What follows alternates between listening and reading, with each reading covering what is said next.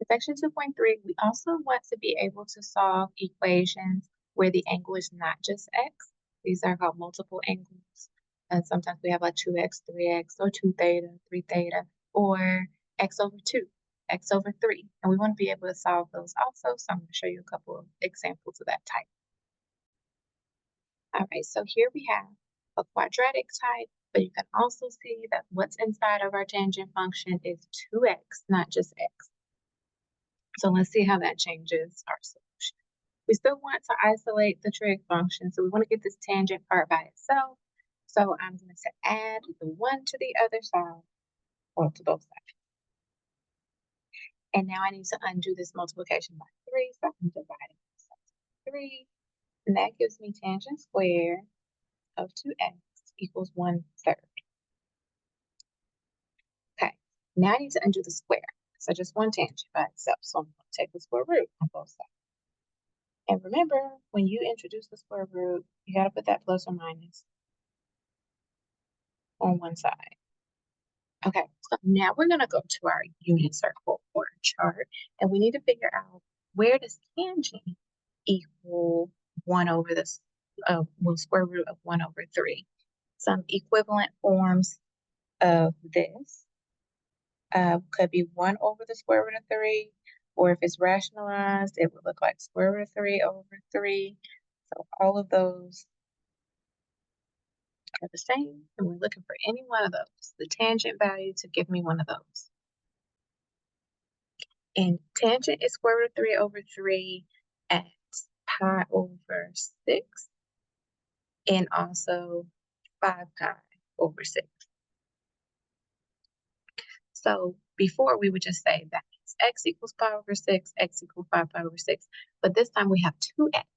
So what it really means is that 2x equals pi over 6, and 2x equals 5 over 6.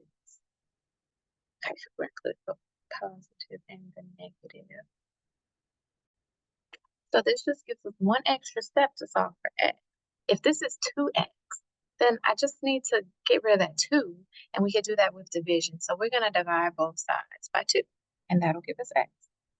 All right, so remember here that pi over 6 divided by 2 is the same as pi over 6 times 1/2.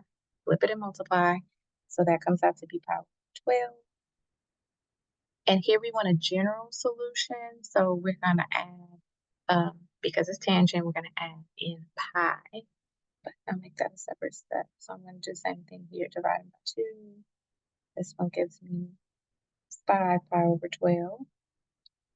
So now our general solution, what they asked for, is pi over 12 plus multiples of pi and 5 pi over 12 plus n pi. One more example with a multiple angle. All right, so again, we're trying to isolate the trig function, so get tangent by itself. We're going to start with the addition and subtraction, and then multiplication, division. So let's get rid of this 3 here by subtracting, and get rid of this one with division. That gives us tangent of x over 2 equals -1. So we are trying to find the angles whose tangent value is -1, and that is going to happen at 3 pi over 4. All right, so that just tells us that x over 2 equals 3 pi over 4, and I'm going to go ahead and add the pi into that. But we don't want x over 2, we want to know what is x. So we're just going to solve this new equation for x. So we got to multiply this time by 2. If I multiply by 2 here, that's going to cancel those 2's, which means I'm multiplying all of this by 2. So I get x equals 3 pi over 4 times 2 will give you 6 pi over 4, and you can simplify that to 3 pi over 2. And then we're going to have 2 pi n. So there is our general solution, or all the solutions to this equation.